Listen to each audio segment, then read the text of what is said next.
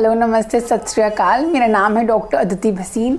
आज हम बात करने वाले हैं बिनाइन हाइपरट्रॉफी ऑफ प्रोस्टेट, यानी कि प्रोस्टेट बढ़ने से क्या तकलीफ़ें होती हैं, आपको उसका टेस्ट कैसे करवाना चाहिए और आपके पास उसके ट्रीटमेंट के लिए क्या ऑप्शंस अवेलेबल हैं, है ना। या फिर इसको यूँ भी कह सकते हैं कि पेशाब करते टाइम जो भी समस्याएँ होती हैं सो उसके लिए क्या टेस्ट कराएँ और उनके लिए आपके पास क्या ट्रीटमेंट ऑप्शंस अवेलेबल हैं। पेशाब की एक थैली होती है, जहाँ पे एक डायग्राम लगा देती हूँ। सो जो पेशाब की थैली है उसको हम बोलते हैं यूरिनरी ब्लैडर। उसके बाद जो ट्यूब आती है और फिर एक ओपनिंग आती है जहाँ से यूरिन बॉडी से बाहर निकलता है। सो जो ट्यूब है उसको हम यूरेथ्रा बोलते हैं और एक मियाटस है, यूरिनरी मियाटस, जिससे वो ओपनिंग है जिससे यूरिन बाहर आता है। सो इस ट्यूब के पूरे अराउंड में क्या होता है, प्रोस्टेट होता है। ये ग्लैंड है जो मेल्स के अंदर प्रेजेंट होता है। सो ये ग्लैंड क्या करता है, जैसे जैसे मेल की उम्र बढ़ती है वैसे वैसे इस ग्लैंड का साइज़ ज़्यादातर जो पुरुष है उनके अंदर बढ़ने लगता है। जब इसका साइज़ बढ़ेगा और इसके सपोज़ ये ग्लैंड है और इसके बीच में जो है एक ट्यूब है, ये अगर भारी होता जाएगा तो ऑफ कोर्स सी बात है कि उस ट्यूब पे प्रेशर आएगा। अब वो ट्यूब जो है यूरिन की है तो यूरिन के सिम्टम्स ही यकीनन आपको आने लगेंगे। सो यूरिन के ऐसे क्या सिम्टम्स हैं जो आप इस वक्त सफ़र कर रहे हो सकते हैं। रात को बार बार उठना पड़ रहा है पेशाब जाने के लिए, या फिर दिन में बहुत दफ़ा आ रहा है।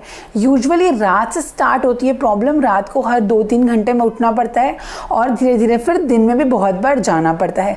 तो आपने देखा होगा कि ये सोशली भी थोड़ा एम्बैरसिंग हो जाता है कुछ लोगों के लिए, बिकॉज अगर आप कोई बस वगैरह में ट्रैवल करें तो आपने देखा होगा कि जो बड़े उम्र के पुरुष होते हैं वो बार बार बस को रुकवाते हैं और यूरिन के लिए जाते हैं। ज़्यादातर उसका रीज़न होता है प्रोस्टेट का ही जो एनलार्जमेंट है वो। दूसरा क्या हो सकता है कि यूरिन जो है ड्रॉप्स में गिर रहा है या फिर ड्रिबल कर रहा है या फिर रुक रुक के, जिसको हम कहते हैं रुक रुक के यूरिन पास हो रहा है, एकदम से फ्लो में पास नहीं हो रहा। तीसरी बात है जो उसकी स्ट्रीम है वो आपकी बॉडी से दूर नहीं है, काफ़ी आपकी बॉडी के पास है। कभी कभी आपको लगता है आपके कपड़े भी ख़राब हो रहे हैं क्योंकि यूरिन ठीक से पास नहीं हो रहा। कभी आपको बहुत ज़ोर लगाना पड़ता है सिर्फ यूरिन को पास करने के लिए और बहुत टाइम लगता है यूरिन को पास करने में। इसके साथ यूरिन को पास करने में जलन हो सकती है, खुजली हो सकती है। तो हो सकता है कि प्रोस्टेट की इन्लार्जमेंट के साथ आपको उसके साथ साथ यूरिनरी ट्रैक्ट इन्फेक्शन यानी कि पेशाब के अंदर इन्फेक्शन भी साथ में हो गया हो। सो उसको अगर ऐसा जलन वगैरह है तो उसको भी रूल आउट करना ज़रूरी हो। पथरी, सूजन है अगर किडनी की, यूरिन में खून आ रहा है या फिर यूरिन का इन्फेक्शन हो गया है। So these are the commonest complications जो अगर आप प्रोस्टेट एनलार्जमेंट को ट्रीट नहीं करवाते, अनट्रीटेड रहता है, तो ये सब कुछ कॉमनेस्ट कॉम्प्लिकेशंस हो सकती हैं जो आप सफ़र करें। तो अब बात कर लेते हैं इन्वेस्टिगेशंस आपको क्या करवानी पड़ेंगी। तो अगर आपको जलन है या फिर हमें लगता है कि यूरिन का इन्फेक्शन भी इस केस में हो सकता है, तो urine routine and urine culture के लिए हम जाते हैं ताकि हमें पता लग सके कि आपको किस चीज़ का, किस बैक्टीरिया का इन्फेक्शन यूरिन में हो गया है, वो कितना इन्फेक्शन है। दूसरा टेस्ट जो बहुत इंपॉर्टेंट है वो है अल्ट्रासाउंड प्रोस्टेट का। इसमें प्रोस्टेट की ग्रेडिंग्स हम देखते हैं कि प्रोस्टेट में कितनी इन्लार्जमेंट है, किडनी पे उसका क्या प्रभाव पड़ रहा है। अगर प्रोस्टेट बढ़ता जाएगा तो यूरिनरी ब्लैडर और किडनी में भी कॉम्प्लिकेशंस आएंगी।